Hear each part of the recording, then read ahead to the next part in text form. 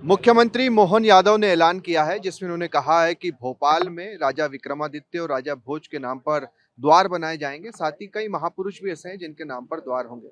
बातचीत करने के लिए कांग्रेस नेता अब्बास हफीज है। आपने मुख्यमंत्री का बयान सुना ही है, क्या प्रतिक्रिया आपकी? देखिए, मुख्यमंत्री महोदय सिर्फ मुद्दों से भटकाने के लिए इस तरह के विवाद पैदा करने की बातें करते हैं। वो इस तरह के मुद्दे सिर्फ इसीलिए उठाते हैं। अगर भोपाल के इतिहास की बात की जाए तो ये शहर की नींव रखी है राजा भोज ने, तो इसका विकास किया है नवाबी काल में नवाबों ने, बेगमात ने। भोपाल एक वाहिद एक अकेली रियासत रही है इस देश की भी, जिसमें 3 महिला शासक रही हैं 3 पीढ़ी में। तो क्या उन महिला शासक का जो योगदान रहा है उसको नज़रअंदाज कर देंगे? सुल्तान जहां बेगम ने जो शासक रहीं भोपाल रियासत की, जो रूलर रहीं यहाँ की, उन्होंने उस दौर में महिलाओं के लिए, बच्चियों के लिए स्कूल खोलने की बात करी और काम किया। उन्होंने महिलाओं के लिए हॉस्पिटल खोलने का काम किया। ऐसी महिला शासक जो मिसाल रही हैं महिला सशक्तिकरण की, उनके नाम पे कुछ नहीं रखेंगे।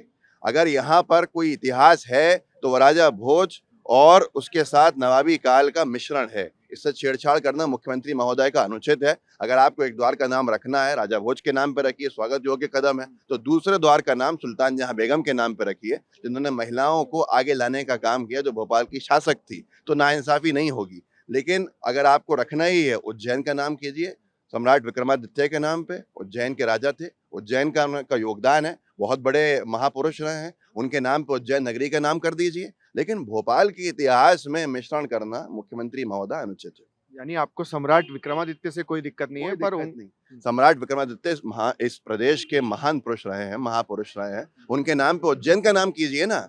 भोपाल में अगर 2 द्वार बनेंगे तो एक द्वार बने राजा भोज के नाम पे, दूसरा द्वार बने सुल्तान जहां बेगम के नाम पे, नवाबी काल के नाम पे। तो भोपाल का इतिहास आप ईमानदारी से लोगों के सामने लाते हैं। लेकिन अगर आपकी मंशा सिर्फ धर्म के नाम पे बांटना है और धर्म के नाम पे इग्नोर करना है, तो फिर आप एक बहुत स्वर्णिम काल को मध्य प्रदेश के मिटाना चाहते हैं। मोहन भागवत जी ने जो बात कही, कम से कम उस पर अमल कर लीजिए कि हर एक समाज की विचारधारा को साथ में लेके चलना है। तो आप तो सिर्फ एक को छोड़ के दूसरे को लेके चल रहा है। ये मुख्यमंत्री की मंशा है, तो फिर बहुत चिंता का विषय है। इसके लिए आगे आप लोग क्या करेंगे? अब द्वार की बात आ रही है, बन रहे हैं, देखिए, हम तो किस तरह से विरोध दर्ज हम करवाएंगे? तो सबसे पहले चिट्ठी लिखेंगे मुख्यमंत्री महोदय को, ताकि रिकॉर्ड पे रहे कि पहली बात यह है कि अगर भोपाल में आप इतिहास की बात कर रहे हैं, अगर आप द्वार बनाना चाहते तो बना देते। लेकिन आप कहते हैं कि इतिहास से रूबरू कराना है, तो नवाबी काल के भी इतिहास को आप दर्ज करेंगे।